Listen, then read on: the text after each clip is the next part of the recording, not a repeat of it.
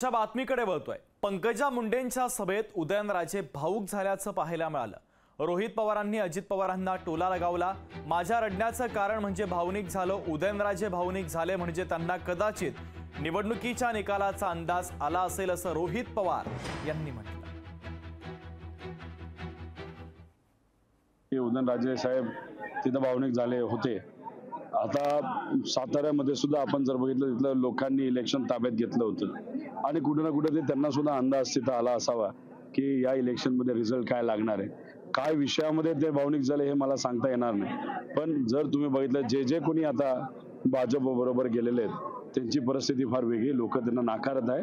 त्यामुळे दादा स्वतः ईडीने जेव्हा त्यांच्यावर कारवाई केली होती तेव्हा त्यांच्या डोळ्यात पाणी आलं होतं। ते पाणी नव्हतं, नाही तर ते भावनिक झाले नाही आणि आज तुम्ही नाटक करता, याच्यावरून कुठेतरी दुटप्पी भूमिका आपल्याला कळते।